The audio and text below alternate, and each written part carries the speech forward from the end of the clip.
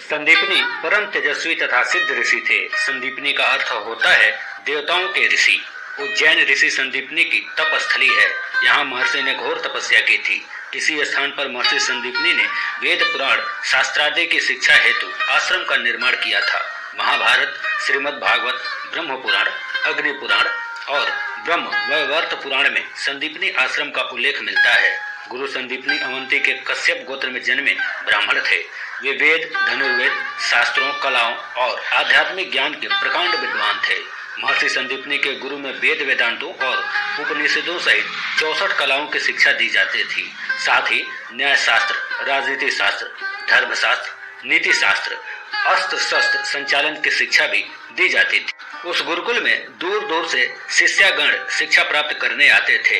यहाँ प्रवेश के पहले यज्ञोपवीत संस्कार यानी जनेऊ करवाया जाता था और शिष्यों को आश्रम व्यवस्था के अनुसार ब्रह्मचर्य के नियमों का पालन किया जाता था। आश्रम में प्रवेश के समय शिष्यों को गुरु को गोत्र के साथ पूरा परिचय देना होता था। भगवान श्री कृष्ण, उनके सखा सुदामा और भाई बलराम ने संदीपनी आश्रम में ही शिक्षा ग्रहण किया था। यही भगवान श्री कृष्ण ने पट्टी पर अंक लिखकर धोया था। यहाँ अंकों का पता होने से इसे अंकपात तीर्थ भी कहा जाता है। गुरु महर्षि संदीपनी श्री कृष्ण की लगन और मेहनत से इतने प्रभावित हुए कि उन्होंने उन्हें जगत गुरु की उपाधि दे दी।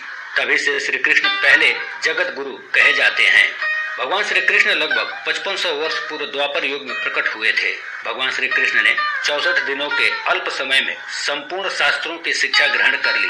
18 दिनों में 18 पुराण, 4 दिनों में 4 वेद, 6 दिनों में 6 शास्त्र और 16 दिनों में 16 कलाएं, 20 दिनों में गीता का ज्ञान, उसके साथ ही गुरु दक्षिणा और गुरु सेवा। 64 दिनों में शिक्षा पूर्ण हो जाने के बाद महर्षि संदीपनी ने श्री कृष्ण से कहा कि मेरे पास जो कुछ भी ज्ञान था वो मैं सब कुछ आपको दे चुका हूँ। आपकी शिक्षा पूर्ण होती है। फिर श्री कृष्ण ने गुरु दक्षिणा देने की बात पर महर्षि बोले, आप तो स्वयं प्रभु हैं, मैंने क्या दिया है आपको। तब गुरु शिष्य परंपरा का निर्वाह करने के लिए श्री कृष्ण ने कहा, पर गुरुदेव, गुरु दक्षिणा स्वरूप कुछ आदेश तो करना ही होगा। उत्तर स्वरूप महर्षि ने अपनी पत्नी सुश्रूषा को उनके बदले कुछ मांगने को कहा। गुरु मां ने गुरु दक्षिणा के रूप में अकाल मृत्यु को प्राप्त अपने पुत्र का जीवन दान मांगा।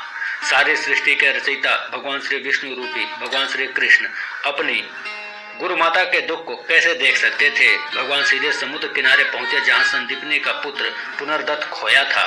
भगवान ने समुद्र का आवाहन किया और सागर हाजिर हो गए। भगवान ने सागर से संदीपनी का पुत्र लौटाने को कहा तो सागर ने बताया कि मेरे गर्भ में एक दैत्य रहता है, उसने ही गुरु संदीपनी के पुत्र को निगल लिया है। इस पर भगवान तुरंत समुद्र तल में उतर गए। वहां उन्होंने पांचजन्य नाम के राक्षस को मार दिया, पर फिर भी गुरुपुत्र नहीं मिला। इस पर भगवान यमपुरी पहुंच गए और यमराज से गुरुपुत्र की मांग की तो यमराज ने पहले अनजाने में युद्ध किया और समझ आने पर गुरुपुत्र लौटा दिया और क्षमा याचना किया। प्रभु श्री कृष्ण ने गुरु माता को उनका खोया पुत्र सौंपा और अपनी गुरु दक्षिणा पूर्ण की। कृष्ण ने पांचजन्य के साथ अर्जुन के देवदत्त शंख को बजाया, जो महाभारत के आरंभ का प्रतीक है।